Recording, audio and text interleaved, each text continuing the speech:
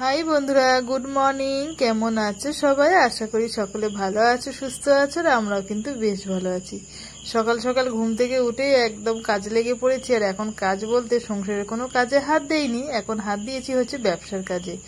আলু সিদ্ধ বসিয়ে দিচ্ছি, আর এদিকে তো সমস্ত কিছু আছে, আদা পেঁয়াজ রসুন হেনা তেনা, তারপরে মোচা কাটা বাকি আছে, অনেক কাজই বাকি আছে। সারাদিন তোমাদের সঙ্গে শেয়ার করব।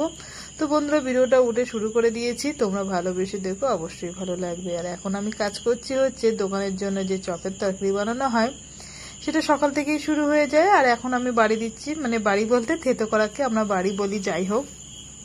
এটা হচ্ছে লঙ্কা থেতো করা হচ্ছে, যেহেতু আদা আর রসুন তোমাদের দাদা বাজারে গেছে আনলে সেইগুলো দেব।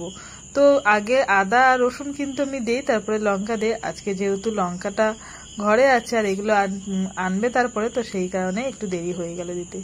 যাই হোক, বাড়িতে মিস্ত্রি কাজ করছে, আর কেন কাজ করছে কি করছে তোমাদের সঙ্গে আমি পরের ভিডিওতে অবশ্যই বলবো। যখন আমি দেখাবো তখন তোমাদের সঙ্গে শেয়ার করব।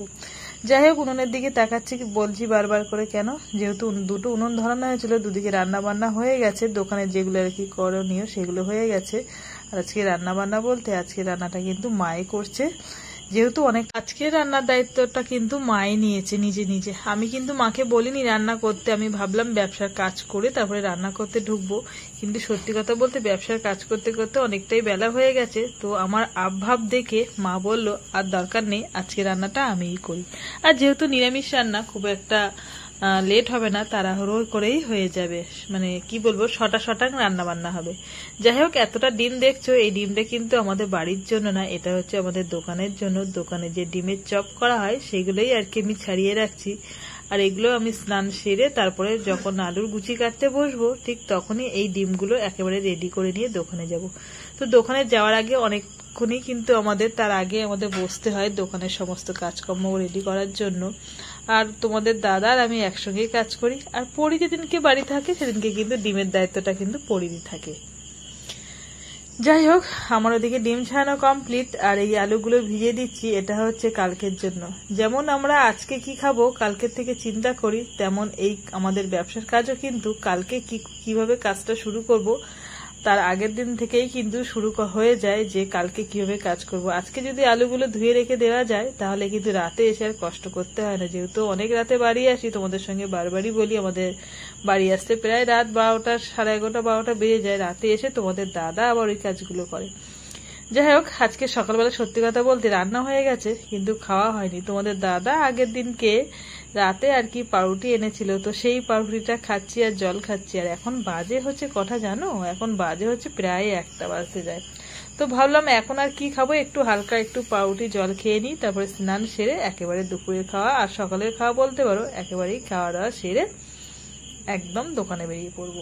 দুপুরের সমস্ত কাজকর্ম সেরে একটু রেস্ট নিয়েছিলাম, তারপরে উঠে আবার দোকানের কাজকর্ম সেরে খাওয়া দাওয়া সেরে এখন বেরোচ্ছি দোকানে। এই যে দুটো জলের বোতল নিয়েছি, তোমাদের দাদা ওদিকে ব্যাগ গোছাচ্ছে, আর পড়ি এইমাত্র স্কুল থেকে বাড়ি এসছে, এখন টিভি দেখছে আর খাবে, ওই যে বসেছে। যেহেতু মা বাবা বাড়ি থাকবে না, নিলিবিলি বসে টিভি দেখবে আর ভাত খাবে। মোটরটা বন্ধ করে দিও না, তুই বন্ধ করে দিস মোটরটা। মোটর চলছে, বন্ধ করবি না? আমি বন্ধ করে দেবো, এই তো ছাড়লাম। আচ্ছা ঠিক আছে, মোটর বন্ধ করে দিয়েছি। যেহেতু মোটর যদি বন্ধ না করি, সেই 4টের সময় বাড়ি থেকে বেরিয়েছি, আর এখন বাজে 11:15। 11:15 কি 11টাই বাজে, আমি ঘড়ি যেহেতু দেখিনি, আন্দাজে বলছি। যাই হোক, ওরকমই বাজে। একদম দেখো পুরো শুনশান হয়ে গেছে। প্রত্যেক দিনই আমি সবসময় বলি যে আমাদের দোকানটা লাস্ট কিন্তু বন্ধ হয়। আমরা যখন বাড়িতে যাই, সত্যি কথা বলতে রাস্তায় বলি না, ওই যে কুকুরও কিন্তু থাকে না। তো যাই হোক, কুটকাচালি কাজ, এটা পরিষ্কার করতে ওটা পরিষ্কার করতে বেশ লেট হয়ে যায়। আর তার সঙ্গে আমিও হাতে বিতে তোমাদের দাদার সঙ্গে কাজ করে নিই। আগে যখন প্রথম দোকানে যেতাম তখন বুঝতে পারতাম না কিছুতেই যে কিভাবে কি কাজ করব। এখন যেহেতু প্রত্যেক দিন দোকানে যাই, আস্তে আস্তে বুঝে গেছি যে কোন কাজটার পর কোন কাজটা করতে হবে। মোটামুটি সমস্ত আমাদের বেচাকেনা কমপ্লিট, মাত্র 2খানা চপ পড়ে রয়েছে। আর এই চপগুলো কিন্তু লাস্টে যখন বিক্রি না হয় তখন কিন্তু আমরা বাড়িতে নিয়ে চলে আসি ভাত দিয়ে খাওয়ার জন্য। সত্যি কথা বলতে ভাত দিয়ে চপ খেতে কিন্তু বেশ দারুণ লাগে, জানো তো। আর আজকে একটা জিনিস কি জানো তো, প্রচুর প্রচুর গরম পড়েছে, মানে এত গরম পড়েছে, পাখা চলছে তাও কিন্তু সত্যি কথা বলতে আমাদের ওই ছোট্ট ঘরটার মধ্যে থাকতে পারছিলাম না। এইমাত্র দোকান থেকে বাড়ি আসলাম, এসে স্নান সেরে নিয়েছি। আর এখন প্রচণ্ড চোখে ঘুম এসে গেছে, মনে হচ্ছে কখন একটু শোবো। মা ফ্রিজে ডাল রেখে দিয়েছিল, যেহেতু আজকে বৃহস্পতিবার নিরামিষ রান্না হয়েছিল। আর নিরামিষটা হচ্ছে আমি, তোমাদের দাদা আর হচ্ছে আমার শ্বশুরমশাই, তিনজনের জন্য নিরামিষ হয় আজকে। তো আজকে নিরামিষ খাবো না, এখন প্রায় 12টা বেজে গেছে। ডালের সঙ্গে একটু চপ দিয়ে ভাত খাবো বলে চপ নিয়ে এসেছি, মোচার চপ আর আলুর চপ নিয়ে এসেছি।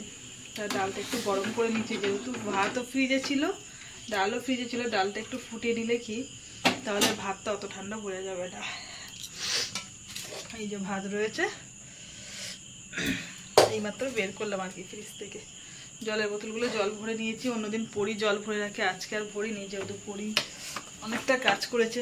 ও তো সন্ধ্যেবেলা পড়াশুনো করে, পড়াশুনো করে উঠে তারপরে অনেকটা জামা কাপড় ছিল, কাচাকুচি হয়েছিল, মানে আজকের কেচেছি কালকে কেচেছি, সমস্ত জামা কাপড় একসঙ্গে পড়েছিল, সেইগুলো দেখছি এসে ভাঁজ করেছে। ওর স্কুলের ড্রেসটা আমি সার্ফের জলে ভিজিয়ে রেখে গেছিলাম, বলেছিলাম যদি সময় পাস তাহলে তুই কাচবি, তো রাতে দেখছি এসে সেটাও কেচে দিয়েছে। আবার বিকেলবেলা মাথা ঘষেছে, যেহেতু সারাদিন সময় পায় না। আজকে 2টো টিউশনে করে স্কুল থেকে বাড়ি এসছে, মানে সেই সকাল 7টার সময় উঠেছে, টিউশনে গেছে, 9টার সময় বাড়ি এসছে, আবার বাড়ি এসে আবার টিউশনে থেকে গিয়েছে, আবার স্কুলে গিয়েছে। আজকে প্রচুর চাপ পড়ে গেছে।